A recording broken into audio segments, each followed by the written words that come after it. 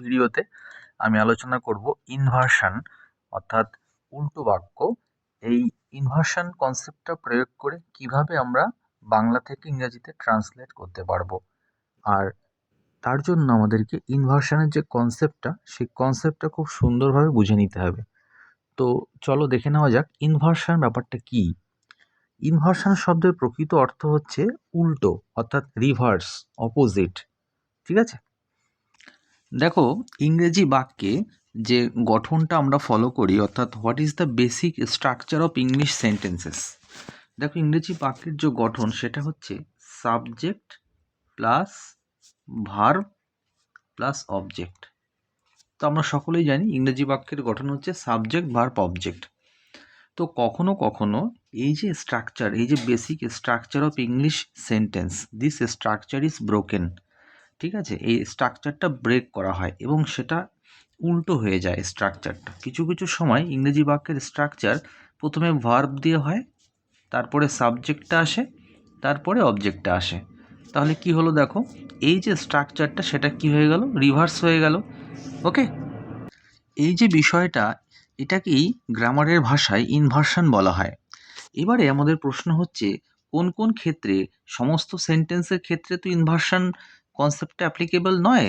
যেমন যদি বলি, ধরো as for example, suppose he goes to school, he goes to school. তো এটা তো ইনভার্স স্ট্রাকচারের সেন্টেন্স নয়। খেয়াল করে দেখো, এখানে সাবজেক্ট হচ্ছে হি এবং গোস হচ্ছে ভার্ব, অবজেক্ট নেই। তো যাই হোক, এটা বাকি অংশ। তাহলে এটা তো তোমার ইনভার্সন স্ট্রাকচারে নেই। এটা স্বাভাবিক যে বাক্যগুলো হয়, নর্মাল ইংলিশ সেন্টেন্স এসভিও প্যাটার্নে আছে।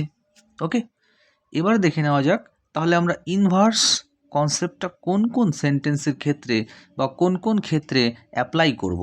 ওকে, দেখো তার আগে আমাকে জানতে হবে অ্যাডভার্ব অফ ফ্রিকোয়েন্সি বা নেগেটিভ অ্যাডভার্বস। কিছু কিছু অ্যাডভার্ব আছে যেগুলো নেগেটিভ সেন্স বিয়ার করে। তো সেগুলির মধ্যে কিছু কিছু অ্যাডভার্ব অফ ফ্রিকোয়েন্সিও আছে। তো সেই অ্যাডভার্বগুলো দিয়ে যদি কোনো বাক্য শুরু হয়, কোনো ইংরেজি বাক্য শুরু হয়, তবেই কিন্তু আমাদের ইনভার্স রিলেশনটা হয়। তাহলে কি কি সেই নেগেটিভ অ্যাডভার্বগুলো যেগুলো দিয়ে বাক্য শুরু হলে ইনভার্স স্ট্রাকচার হয়, সেই ওয়ার্ডসগুলো আমাদেরকে সবার আগে জেনে নিতে হবে। দেখো সেই ওয়ার্ডসগুলো হলো, এখানে আমি লিখছি, সেই ওয়ার্ডসগুলো আমি লিখে দিচ্ছি। ওকে, তো সেই ওয়ার্ডসগুলো হলো often, seldom, barely, rarely, hardly, এইগুলো।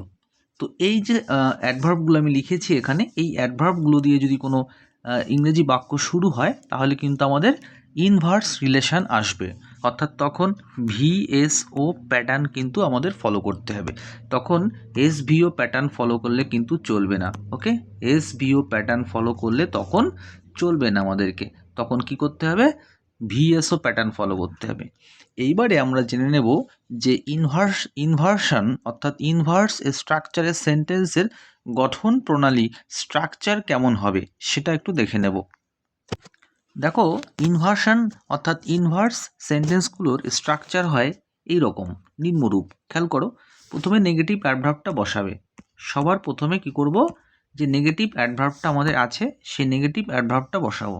ওকে, তারপরে কি করলাম, অক্সিলিয়ারি ভার্ব বসাবো। সেই বাক্যে যদি অক্সিলিয়ারি ভার্ব থাকে তাহলে সেইটা বসাবো।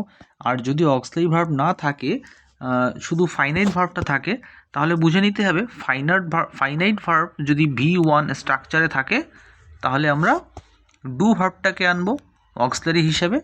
ফাইনাইট ভার্ব যদি V2তে থাকে তাহলে অক্সিলারি ভার্ব হিসেবে ডিড নিয়ে আসবো, ডিড। ফাইনাইট ভার্ব যদি V1 প্লাস এস বা ইএস অবস্থায় থাকে, অর্থাৎ ভার্বের সাথে এস বা ইএস যুক্ত থাকে, সেক্ষেত্রে আমরা ডাজ নিয়ে আসব। ঠিক আছে, ডাজ নিয়ে আসব। ওকে, এইবারে আমরা একটু দেখে নেব কতগুলো এক্সাম্পল দিয়ে ভালো করে ব্যাপারটাকে বুঝবো। দেখো প্রথম যে বাক্যটি আছে, সে মাঝে মাঝে ইংরাজি উপন্যাস পড়েন। তাহলে এটাকে যদি নর্মালি আমরা ট্রান্সলেশন করি তাহলে কি হয় এখানে সাবজেক্ট, এটা তো সিম্পল প্রেজেন্ট টেন্সে বিলং করে, তো সিম্পল প্রেজেন্ট টেন্সে যদি বিলং করে কোনো সেন্টেন্স, সেক্ষেত্রে আমাদের subject plus V1 plus object structure follow করতে হবে। তাহলে এখানে সাবজেক্ট হি, আর অফেন হচ্ছে প্রায়, তাহলে he often reads English novels. Okay, বুঝতে পেরেছো? এবার দেখো এই যে সেম সেন্টেন্স, এটাকে ইনভার্সেও করা যেতে পারে। যদি অফেন দিয়ে শুরু করি তাহলে ইনভার্সে ফেলতে হবে। দেখো এখানে নেগেটিভ অ্যাডভার্ব হচ্ছে অফেন, ঠিক আছে, মানে অ্যাডভার্ব অফ ফ্রিকোয়েন্সি যেটা আছে অফেন। তারপরে কি হলো, দেখো এখানে এই যে মূল বাক্য, এই বাক্যে কোনো অক্সিলারি ভার্ব তুমি দেখতে পাচ্ছ না তো? তো যেহেতু পাচ্ছ না, কিন্তু একটা ফাইনাইট ভার্ব তো আছে, ফাইনাইট ভার্বটাকে রিডস, কিন্তু এই রিডস ভার্বের সাথে এস যুক্ত আছে, তাই জন্য আমাকে ডাজ নিয়ে আসতে হবে। যেমনটি বলেছিলাম যে মূল ভার্বের সাথে যদি এস লাগানো থাকে তাহলে ডাজ নিয়ে আসতে হয়, তাহলে অফেন ডাজ। এবার দেখো সাবজেক্ট আনতে বলা হয়েছিল স্ট্রাকচারে, যদি মনে করো দেখবে সাবজেক্ট আনতে বলা হয়েছিল অক্সিলারি ভার্বের পরে, তাহলে সাবজেক্ট হচ্ছে হি। এবারে মেইন ভার্বটা বসাবো সাবজেক্টের পরে, মেইন ভার্ব। ওকে, তো এখানে দেখো মেইন ভার্বটাকে রিড। ওকে, এখানে কিন্তু আর এস দেবো না তখন, কেন কি ডাস অলরেডি দিয়েছি যখন, তো এরপরে যে ভার্ব হবে তার সাথে এস দেওয়ার প্রয়োজন নেই, ঠিক আছে। তারপরে অবজেক্ট কি আছে, ইংলিশ নভেলস, তাহলে কি হলো, often does he read English novels, এটা কিন্তু ইনভার্স স্ট্রাকচারে বিলং করলো, often does he read English novels. তো নেক্সট যে সেন্টেন্সটা আছে আর একটু দেখে নেব, সে কদাচিৎ মানে প্রায় না, সেলডম, সে কদাচিৎ ইংরেজিতে কথা বলেন, এটাও সিম্পল প্রেজেন্ট টেন্সে বিলং করে, যার জন্য he seldom speaks in English. Okay, he seldom speaks in English. এবার দেখো এখানেও তাই, এখানে স্পিক্স আছে, ডাজ রয়েছে। ওকে, তো সবার প্রথমে আমরা নেগেটিভ অ্যাডভার্বটাকে নিয়ে নেব। আমরা যদি ইনভার্স স্ট্রাকচারে ফেলতে যাই তাহলে কি করতে হবে, সবার আগে নেগেটিভ অ্যাডভার্বটাকে নিয়ে নিলাম, নেগেটিভ অ্যাডভার্ব। ওকে, এবার দেখো অক্সিলিয়ারি ভার্ব ডাজ, কেন, কারণ স্পিক্স আছে, ভার্বের সাথে এস আছে, তাই আমরা অক্সিলিয়ারি ভার্ব হিসেবে ডাজকে নিয়ে আসলাম। ওকে, তারপরে সাবজেক্ট নিয়ে আসলাম, এটা সাবজেক্ট। তারপর দেখো মেইন ভার্ব, এটা হচ্ছে মেইন ভার্ব। ওকে, তারপরে বাকি অংশ ইন ইংলিশ। ওকে, তো এইভাবে কিন্তু আমরা শিখতে পারি। এবারে দেখো স্টেশনে পৌঁছতে না পৌঁছতে বৃষ্টি শুরু হলো, এই যে সেন্টেন্সটা, এটাকে আমরা নো সুনার দিয়ে শুরু করব। নো সুনারও কিন্তু একটা নেগেটিভ অ্যাডভার্ব, ঠিক আছে। তাহলে এটাকে আমরা কি করব, দেখো নো সুনারের পরে অলওয়েজ হ্যাড বসে, no sooner had I reached station, had যখন আছে সেক্ষেত্রে ভার্বের থার্ড ফর্ম বসাতে হবে, নিশ্চয়ই বুঝতে পারছো। তো no sooner had I reached station, আর মাঝখানে নো সুনার দিয়ে বাক্য শুরু হলে মাঝখানে দেন বসে, মাঝখানে কিন্তু দেন বসাতে হবে। No sooner had I reached station then it started to rain, ঠিক আছে, বৃষ্টি শুরু হওয়া ইংরেজি কি, ইট স্টার্টেড টু রেইন।